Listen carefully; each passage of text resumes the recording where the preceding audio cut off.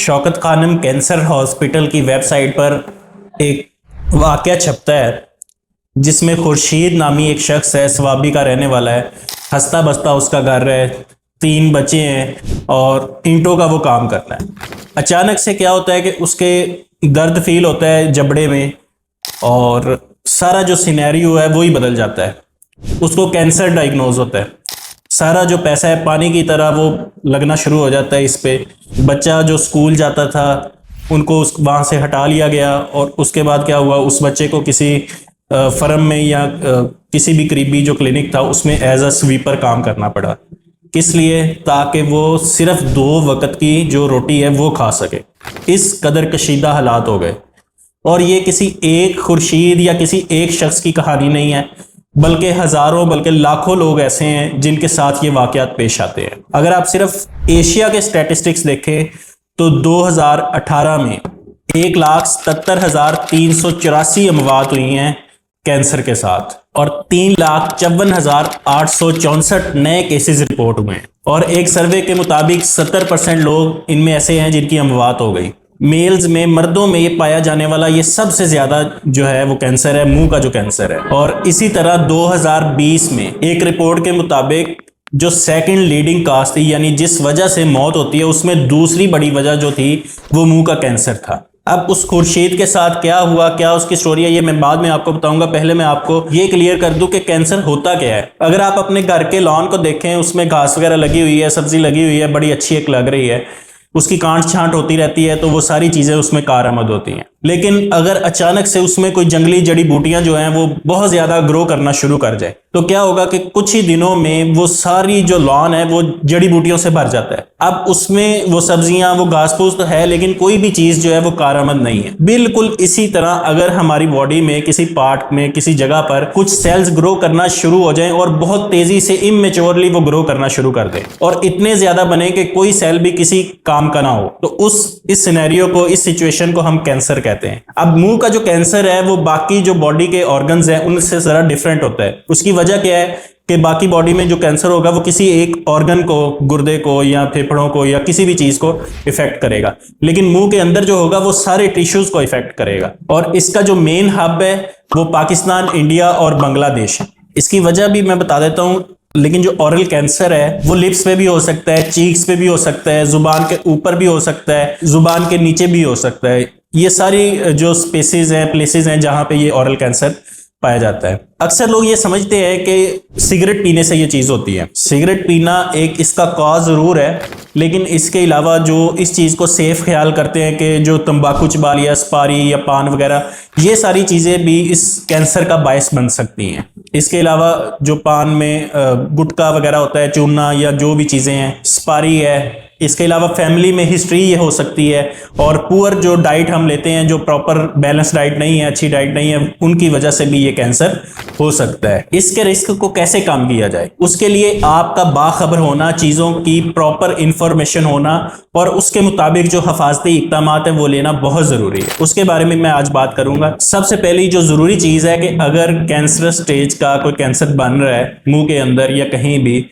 उसका initial stage में शुरू में ही पता चल जाए तो उसको कंट्रोल किया जा सकता है। अगर ये स्टेजेस बढ़ते बढ़ते ज्यादा हो जाए, स्टेज 4 पे चला जाए, तो इसको कभी भी कंट्रोल नहीं किया जा सकता। इसकी अर्ली डिटेक्शन शुरू में पता करना इतना जरूरी है कि स्टेज 1 पर अगर हम ट्रीटमेंट करें इस कैंसर का तो 90% सर्वाइवल रेट होता है। लेकिन अगर आखिरी स्टेज पे इसका पता चले तो ये सर्वाइवल रेट जो है वो 10 to 20% तक आ जाता है। इसी तरह जितनी जल्दी इस चीज का पता चलेगा, ट्रीटमेंट भी उतना ही कम अग्रेसिव होगा, उतनी कम सर्जरी करनी पड़ेगी और आपकी जो क्वालिटी ऑफ लाइफ है वो भी बेहतर रहेगी। क्वालिटी ऑफ लाइफ में क्या चीज आती है? आपका बोलना, स्माइल करना या खाना खाना।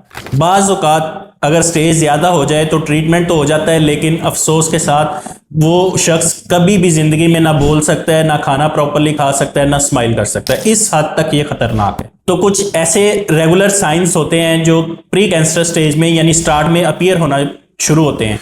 तो अगर ऐसा कोई साइन, ऐसी कोई चीज, अलामत आपको मिले तो फौरी तौर पर अपने डेंटिस्ट से राब्ता करें और इसकी स्क्रीनिंग करवाएं। उसमें क्या आता है तो खुद को सेल्फ एग्जामिनेशन की आदत डालें, खुद से अपने दांतों का और मसूड़ों का ख्याल रखें। अगर कोई दांत के ऊपर छाला बना हुआ है और 2 हफ्ते हो गए हैं, वो रिकवर नहीं हो रहा, आप मेडिसिन भी ले रहे हैं या इससे ज्यादा टाइम हो गया है, तो इस चीज के बारे में आपको फिक्रमंद होना चाहिए। इसी तरह जो रेड कलर के या व्हाइट कलर के चीक्स के ऊपर पैचेस बन जाते हैं, जिसको हम एरिथ्रोप्लेकिया या ल्यूकोप्लेकिया कहते हैं, व्हाइट कलर के पैचेस बन रहे हैं, तो उस सूरत में भी ये प्रॉब्लम हो सकती है। इसी तरह कोई चीज हम खाते हैं, बेशक वो फीकी भी है या कम मिर्च वाली है, लेकिन जिस शख्स को ये प्रॉब्लम होगा उससे बहुत शदीद मिर्चें लगती हैं, तो उसमें भी ये प्रॉब्लम हो सकता है। इसके साथ साथ कुछ खाते हुए जब स्वेलो करते हैं, उस सूरत में पेन होती है, या गले का या चीक्स का या इस वाले जो टिश्यू है इनका नम हो जाना, सुन्न हो जाना, ये सारी अलामात होती हैं। उससे नेक्स्ट ये है कि इससे बचा कैसे जाए और कौन कौन से हमारे पास ट्रीटमेंट ऑप्शंस होते हैं इनके लिए। अगर ट्रीटमेंट ऑप्शंस की बात करें तो सबसे पहले सर्जरी है। सर्जरी का मैंने आपको जैसे बताया कि अगर शुरू के स्टेजेस में पता चल जाएगा तो वो कम अग्रेसिव होगी, जितनी लेट स्टेज में पता चलेगा उतना ही ज्यादा हमें अग्रेसिवली उसको सारे जो टिश्यूज हैं उसको साफ करना पड़ेगा। इसके बाद रेडिएशंस हैं, शुआओं के जरिए जो कैंसरस सेल्स हैं उनको खत्म कर दिया जाता है। तीसरी जो चीज है कीमोथेरेपी है, मेडिसिन के जरिए जो कैंसरस सेल्स होते हैं, वो जो अजाफी बने होते हैं, उनको खत्म किया जाता है। एक ट्रीटमेंट इसमें टारगेटेड थेरेपी भी है। टारगेटेड थेरेपी में ये होता है कि सिर्फ जो कैंसर के सेल्स हैं उनको टारगेट किया जाता है बॉडी में, ताकि वो खत्म हो जाए। और last but not least immunotherapy, यानी कि बॉडी के सिस्टम को इतना स्ट्रॉन्ग किया जाता है कि बॉडी का जो अपना डिफेंस सिस्टम है ये खुद ही उन कैंसरस सेल से लड़ सके और उनको खत्म कर सके। ये सारी जितनी भी मोड्स ऑफ ट्रीटमेंट है, ट्रीटमेंट के तरीकाकार है, इनके अपने साइड इफेक्ट्स भी होते हैं। तो बेहतर ये है कि इन सारी चीज़ों से बचा जाए, हम अपना ख्याल रखें और किसी भी प्रॉब्लम की सूरत में हम अपने डेंटिस्ट से फौरी रब्ता करें। इनसे बचाव का क्या तरीकाकार है? सबसे पहले अपने दांतों का प्रॉपर ख्याल रखें। सुबह नाश्ते के बाद रात सोने से पहले 2 दफ़ा ब्रश करें, साल में 1 दफ़ा स्केलिंग करवाएं, ताकि अगर किसी किस्म का कोई साइन मुंह में बन रहा है तो वो फौरी तौर पे डॉक्टर जो है डेंटिस्ट वो उसको रूल आउट कर सके। इसी तरह जो अनप्रोटेक्टेड सन एक्सपोजर है, हमारे इलाकों में ये शायद कम होता हो, उससे बचें, ताकि इसकी वजह से भी जो रेडिएशंस हैं, जो सूरज की तरफ से अल्ट्रावायलेट रेज आते हैं, उनमें भी ये प्रॉब्लम होता है। पानी का ज़्यादा इस्तेमाल करें और अपना जो रेगुलर डेंटिस्ट के साथ चेकअप है वो लाजमी करवाएं, साल में 1 दफ़ा। अगर आपको वीडियो पसंद आई हो तो इसको लाइक करें, चैनल को सब्सक्राइब करें, ताकि वैल्यूएबल कंटेंट आपको मिलता रहे। Thank you.